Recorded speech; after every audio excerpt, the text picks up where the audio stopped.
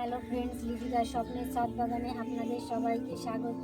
বন্ধুরা, আজকে আমি চলে এসেছি এই বোগেনভেলিয়া গাছটায় যাতে বেশি ফুল আসে, সেই জন্য আমি একটা কাজ করব। সেই কাজটা যদি আপনারাও ফলো করেন তাহলে আপনাদের গাছেও ফুলের বন্যা বয়ে যাবে। কী কাজ করতে হবে দেখুন। এই গাছটা আমার 1 মাস হয়ে গেছে, ফুল এসে গেছে, ফুলের কালারটাও একটু ফেড হয়ে গেছে। এই ফুলের সবগুলো ফুল এখন ঝরতে শুরু করবে, আর এই জন্য এই গাছের ফুলগুলো আমার সব কেটে দিতে হবে। কেটে দিলে পরে কী হবে, এরপরে যে আবার নতুন করে যে ফুলগুলো আসবে তাহলে প্রচুর ফুল হবে। আর এখানে দেখুন আমি কীভাবে করি কাজগুলো। প্রত্যেকটা ফুল আমার কাটতে হবে। আপনারা যদি মনে করেন যে আপনাদের গাছের ফুল কম হয়েছে বা 20 থেকে 25 দিন ফুলের বয়স হয়েছে বা কালার ফেড হয়ে গেছে, তাহলে আপনারাও এরকম করে কেটে দিতে পারেন। তাহলে শীতের যে দ্বিতীয় ধাপের ফুলগুলো আসবে তাহলে প্রচুর পরিমাণে ফুল আসবে, শুধু ফুলই দেখা যাবে, পাতা দেখা যাবে না। আমার এই দিকের গাছটা গাছ ভর্তি ফুল, পাতা কম, এই জন্য আমার এই গাছটা অনেক দিন হয়ে গেছে, ফুলটা ফুটেছে, তাই আমি এইগুলো কেটে দিচ্ছি। আর পাতাও কিছুটা কিছুটা কেটে দেবো। এরপর আপনাদের অনেকের মায়া লাগবে ফুল গাছ, মানে ফুলের গাছের ফুলগুলো কাটতে, কিন্তু আমি কেটে দিচ্ছি কারণ এরপরে আমার অনেক ফুল আনতে হবে গাছে, তার জন্য এইভাবে কেটে দিলে প্রচুর ফুলও পাবে। প্রত্যেকটা ফুলের গোড়ার অংশ থেকে কেটে দিতে হবে, কিছুটা ডালও কেটে নেব। এই কাজগুলো ফেব্রুয়ারি মাস পর্যন্ত কাটা যেতে পারে। আর এই কাটা অংশে ফাঙ্গিসাইডও দিয়ে দেব এবং আমার তৈরি মিক্সচারটা গাছের গোড়ায় দিয়ে দেব। আর এইভাবে কাটলে গাছের শেপটাও ভালো থাকবে।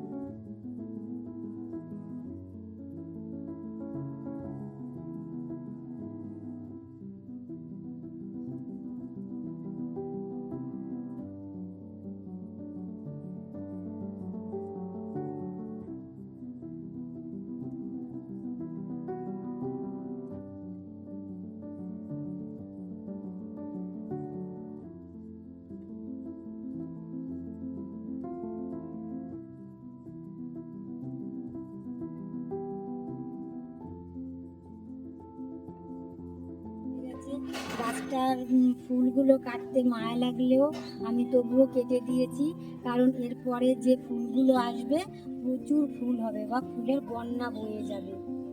দেখুন, এইভাবে আপনারাও কাটতে পারেন, এইভাবে কেটে দেবেন, আপনাদেরও গাছে প্রচুর ফুল আসবে। যেরকম ফুল হবে এরকম, শুধু পাতা থাকবে না, শুধু ফুল আর ফুল এরকমই থাকবে। তাই আমি এখন স্যানিটাইজ করে নিলে তাহলে গাছগুলোকে ফাঙ্গাস লাগবে না। এবার আমি গাছগুলোকে একটু খাবার দিয়ে দেবো এবং পরে এখানটায় আমি ফাঙ্গিসাইডও দিয়ে দেবো।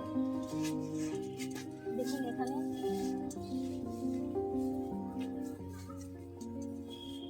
এখানে কত ফুল ছিল, আমি সব কেটে দিয়েছি।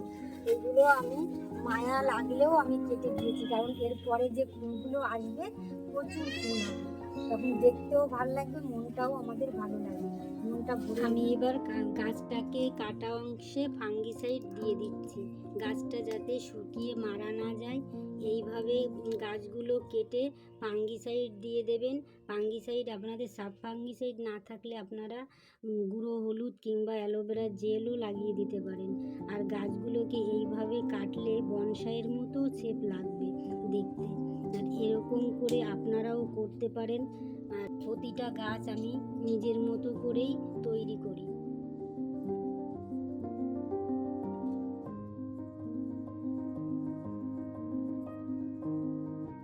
আর এইখানে যে পাতাগুলো আমি কেটে দিচ্ছি, একটু ডগাটা রেখেই কেটে দিচ্ছি, কারণ পুরো পাতা আমি কাটবো না। এর ডগাটার গোড়া থেকে যে আবার নতুন করে যে ডগাগুলো বেরোবে ওখান থেকেই আবার ফুল আসবে। আমার বানানো যে মিক্সচারটা ওইটাই দিয়ে দেবো। কিছুটা মাটি আমি তুলে নেব।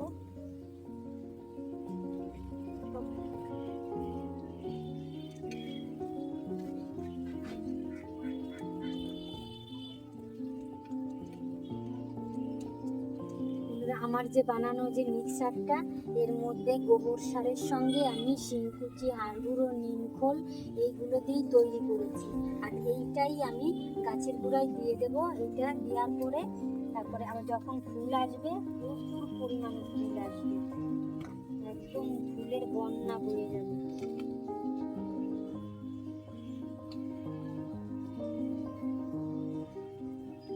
মাটিটা দিয়ে আমি ঢেকে দেবো।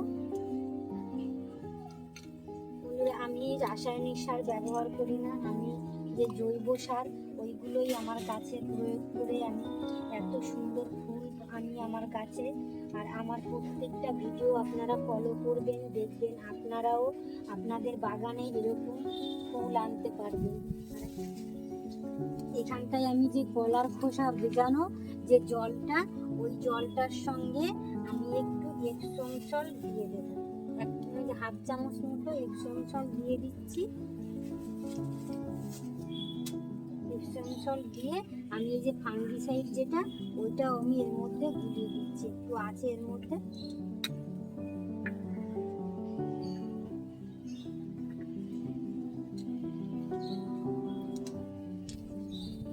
এই কলার খোসার জলটা দিয়ে দিচ্ছি যাতে ফুলটা আসতে সাহায্য করে।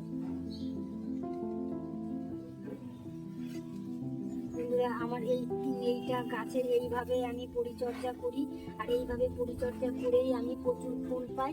আর আমার এই ভিডিওটি যদি আপনাদের ভালো লাগে তাহলে লাইক কমেন্ট শেয়ার করবেন, ফেসবুকে দেখে থাকলে ফলো করবেন, আর ইউটিউবে দেখে থাকলে আপনারা সাবস্ক্রাইব করবেন।